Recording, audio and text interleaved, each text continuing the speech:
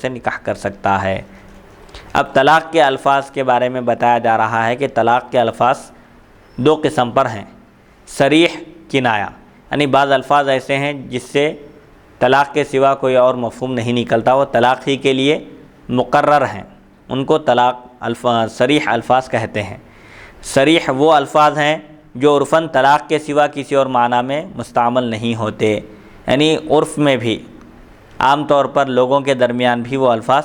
صرف اور صرف طلاق کے لیے استعمال ہوتے ہیں، اس کے علاوہ کسی اور معنی میں استعمال نہیں ہوتے۔ جیسے اس کی مثال دیتے ہوئے بتا رہے ہیں کہ اگر کوئی شخص کہے میں نے تجھ کو طلاق دی،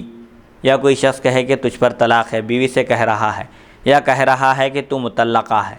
تو یہ الفاظ صرف طلاق ہی کے لیے مقرر ہیں، طلاق کے علاوہ کسی اور میں استعمال نہیں ہوتے، تو یہ الفاظ طلاق کے صریح ہیں۔ طلاق کا لفظ طلاق کے لیے ہے، نکاح کے بندھن کو ختم کرنے کے لیے ہے، اس لیے اگر کوئی صریح لفظ استعمال کرے تو اس سے اس کی نیت نہیں پوچھی جائے گی کہ تمہاری اس سے کیا مراد ہے، کیا نیت ہے، بالکل صریح الفاظ ہیں، طلاق واقع ہو جائے گی۔ کنایہ کے الفاظ وہ الفاظ ہیں جو طلاق کے علاوہ اور معنوں میں بھی استعمال ہوتے ہیں،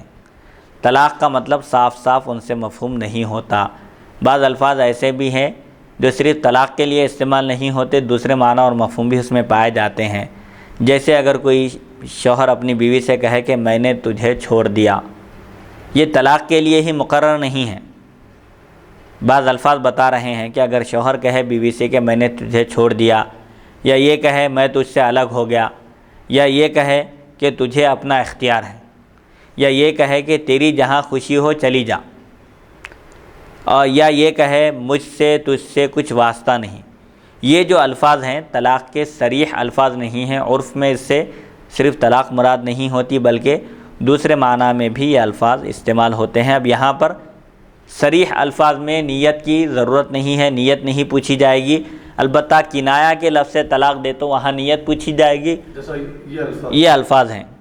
یعنی میں نے تجھے چھوڑ دیا، یا میں تجھ سے الگ ہو گیا، تجھ کو اپنا اختیار ہے، تیری جہاں خوشی ہو چلی جا، یعنی تمہاری مرضی، تم جہاں جانا چاہو چلے جاؤ، اگر یہ الفاظ کہے شوہر تو اب یہاں پر نیت پوچھی جائے گی۔ یا طلاق کا ذکر چل رہا تھا، شوہر اور بیوی کے درمیان بحث ہو رہی تھی، بیوی طلاق کا مطالبہ کر رہی تھی، شوہر نے یہ الفاظ کہہ دیا تو طلاق شمار کی جائے گی وہ۔ یہ طلاق کا مذاکرہ نہیں تھا، یعنی طلاق کا ذکر نہیں چل رہا تھا، ایسے ہی شوہر بول دیا تو وہاں اس کی نیت پوچھی جائے گی، اگر طلاق کی نیت ہے تو طلاق واقع ہو جائے گی۔ کیونکہ یہ جو الفاظ بتائے جا رہے ہیں کنایہ میں، کہ یہ الفاظ کبھی ناخوشی اور نارضامندی یعنی ناراضگی ظاہر کرنے کے لیے بھی کہے جاتے ہیں، یعنی شوہر بیوی سے کبھی ایسا کیوں کہتا ہے؟ اس سے خوش نہ ہونے کی وجہ سے، تو ان الفاظ سے